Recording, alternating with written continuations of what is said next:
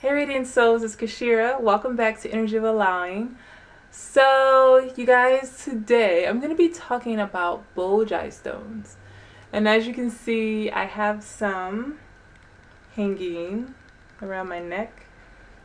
And I actually received them as a gift from my boo for my past birthday back in November 18th. Scorpio.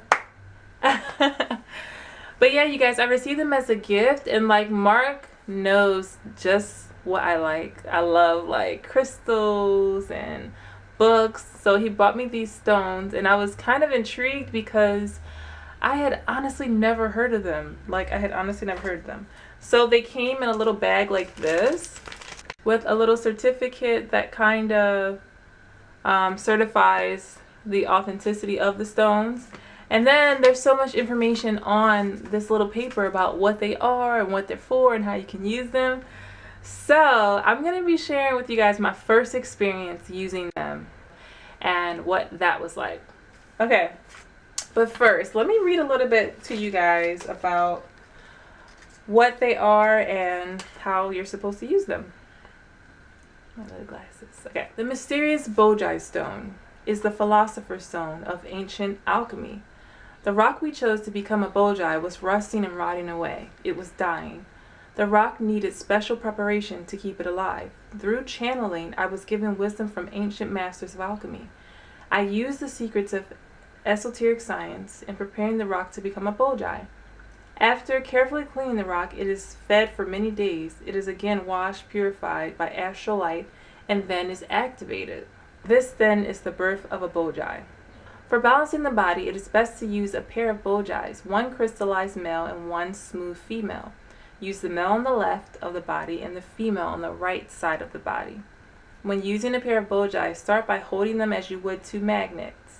So basically they want you to kind of feel the energy between the interaction of the stones to kind of familiarize yourself with the stones. Okay, guys, so basically the Boji stones are really awesome for balancing the energies of the body.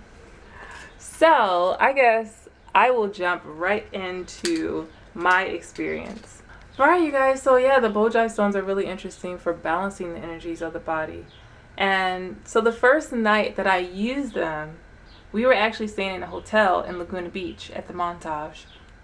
And you know, I had brought them with me, and I set them by the bed, like just to make sure to like, you know, keep them close and maybe use the energy right before I was gonna go to sleep. Okay, so Mark and our son Makai actually ended up falling asleep before me.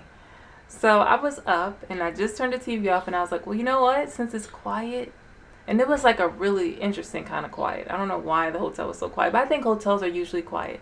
So I thought to myself, you know, let me you just test them out, you know. So what I decided to do is I laid them on my chest. Like I laid down, and then I laid the male energy stone on one side and the female energy stone on the other side. And then I just closed my eyes. And the first thing that I remember experiencing was kind of like these weird sounds. Like it's weird when you hear something inside your head, because you're like, are my thoughts just loud, or like what is this that I'm hearing? And also I feel like the visualizations that I was seeing were kind of dark, like kind of borderline scary. And I think sometimes I wonder though, when I'm experiencing that kind of thing, like is it just like because I watch too many scary movies that like my mind is naturally kind of going to that place? So I started hearing these noises. The sounds were kind of like these low kind of growls. Now the first thing look, guys, let me be honest, I am so into all of this metaphysical, you know, interesting energy. But I will say that as soon as something starts to feel a little too real, I'll be like, okay, what's happening? So I started hearing these noises, right? So I'm laying there, and the visuals start to kind of turn dark, like I was telling you, like a little bit scary, but I kept my eyes closed because I kind of wanted to just like not be afraid and like open my eyes. I wanted to kind of just see where is this going. So I kind of allowed it was like kind of like a play of shadows, kind of just like moving around. And then it's like this loud growl just happened inside my mind. And when, guys, at the exact moment that that happened, like Mark and Makai started kind of like making noise in their sleep. So it was like, "Rah!" Like that, something like that, right? So that I hear this loud noise in my head, and at the same exact time, Mark and Makai both are making some kind of sound, and like I jump up, like, so I was just sitting there, and then I was like, oh. So I look at them, and they're just kind of like readjusting. I'm like, why did they both move at the same time? And then the stones fell off of me because I didn't have this special necklace at the time. They were just like stones. So I was like, wow, that was so weird. And I couldn't wait. I was like, I can't wait to tell Mark about this experience. But basically, you guys, my first experience was kind of creepy. Like, it made me, it's weird. It's like I'm the type of person that I want to experience something supernatural, but then as soon as I do, a lot of times if it feels too scary or too, like, if I get like the creeps from it, then I'm like, oh, I don't know. But a lot of times maybe you're not supposed to back down because you got to, you know, stick with it to see like where it's led. But usually, energetically, guys, you're supposed to be able to just feel the energy. What does the energy feel like? You know, it's not necessarily about what you're hearing or what you're seeing, but like, does the energy feel good or does it feel like? But sometimes I think when it's the unknown, you can still feel, you know, a little scared because it's just unfamiliar territory. So, even though my first experience was a little scary, I just, you know what I kind of figured? That maybe there was something energetically happening in the hotel. Because, you know, hotels have a lot of different hotels have interesting energy.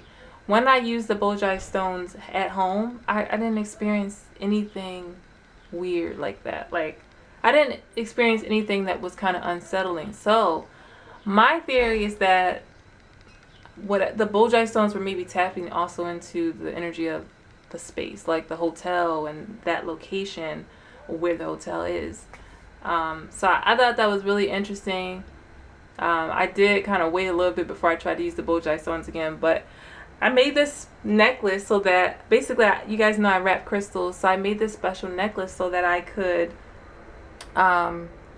basically wear them and have them hang on either side just for the balancing of my energies when I'm feeling like overwhelmed and super all over the place energetically. You know, I find that it really does help with balancing my energy, and I feel like there's so much more that I can tap into as far as like exploring the mysteries of these stones. So yes, you guys, that was my first experience. I have to tell you guys what my first experience with moldavite was, because I have some moldavite that I wrapped as well. Yeah, I do think like these earth energies and stones are really interesting.